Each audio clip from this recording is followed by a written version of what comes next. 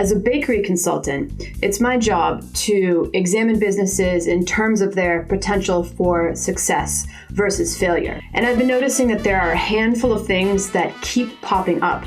So for those of you who are in the bakery business or considering getting into the bakery business, here they are.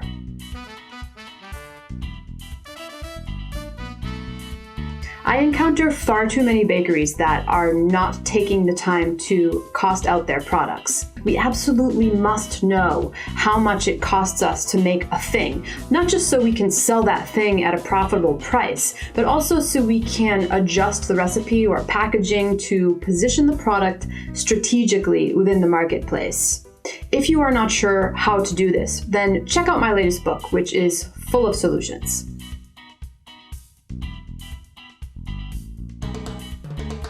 I am surprised at how many bakers in business are still using supermarkets to buy ingredients and supply shops for buying packaging.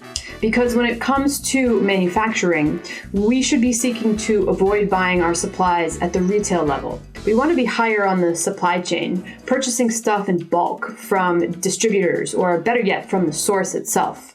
The goal is to cut out as many middlemen as we possibly can. At the very least, we want to compare costs so we know for sure that if we are buying at the retail level, we're doing so for a reason, because that's where a particular ingredient is the cheapest.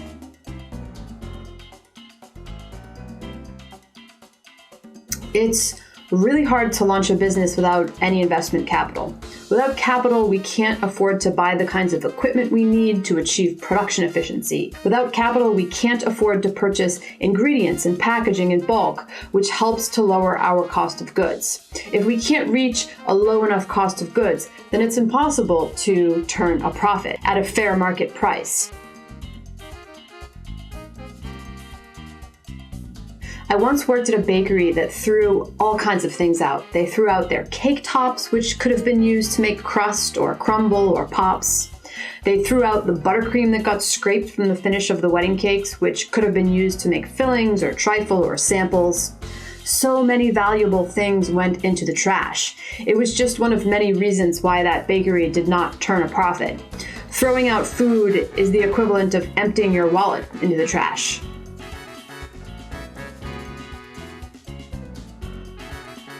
Sometimes I meet business owners who have tons of things going for them.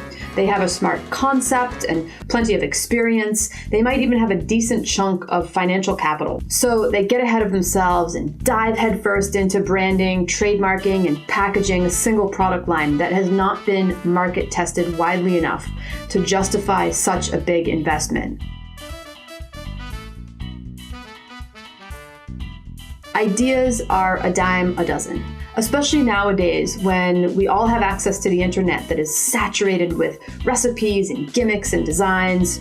Even if you are innovative enough to come up with a great idea, it's only a matter of months before someone else will be selling it and blogging about it. Being a successful business is so much less about having good ideas and so much more about finding ways to execute your ideas swiftly and effectively while keeping up with a rapidly evolving industry.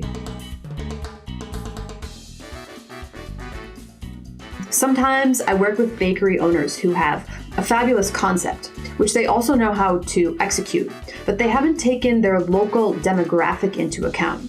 For instance, they want to make custom cakes, but the median income where they live is not at a high enough level to support that sort of business. Part of the work involved with starting a business entails researching your surrounding cities and towns, looking for what's in demand, and meeting that demand.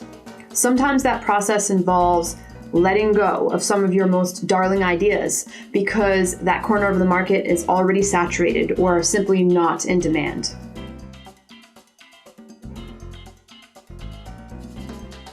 I see a lot of people getting into business because they love what they do, which is a great reason to go into business. I mean, that's the dream, right? To do what you love for work.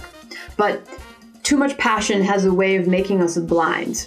If we love it so much that we look at it with googly eyes, then we are more likely to encounter disillusionment down the road. When it comes to business, we need to harness as much objectivity as possible.